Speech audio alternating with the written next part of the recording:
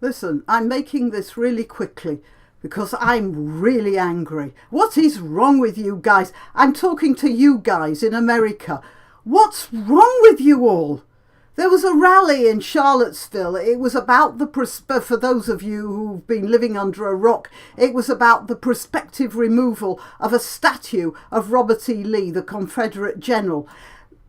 It attracted alt-righters, Nazi sympathisers, and I'm sure there would have been some people who simply thought it was wrong to change history by removing a statue.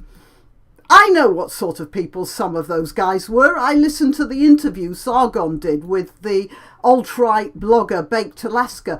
Sargon's questioning was brilliantly low-key and exposed the confused thinking and stupidity of the man, but that's not the point. In a democracy, you're allowed to be stupid and confused. That was his democratic right.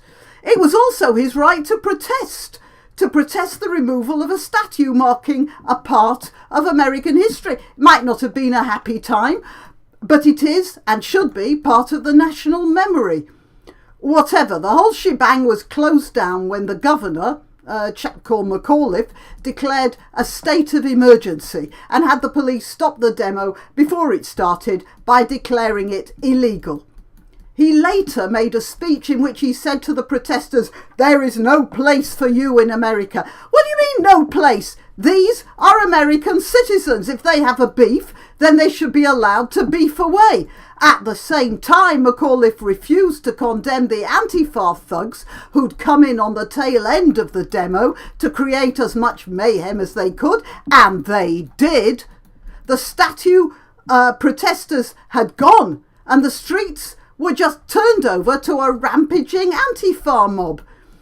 They were displaying the usual symbols and referring to Nazis. Well, were there any Nazis?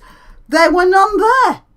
Just Antifa stuff, which in my opinion is Nazi anyway. Have you seen the videos? There were no statue protesters about, but Antifa was swarming all over the place, blocking traffic, swearing at motorists, giving them the finger, punching windows, running in front of moving vehicles. What were they doing that for? The whole reason for them being there had gone. Then this young man rammed his car into the protesters, 20 years old, name of James Alex Fields Jr. He was caught and was immediately charged with murder.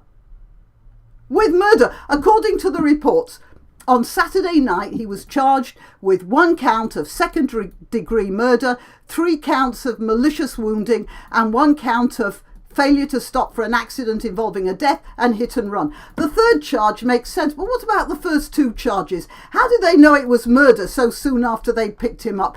From the way those Antifa were creating all sorts of chaos and the vicious atmosphere in the streets, how do they know Fields hadn't simply panicked?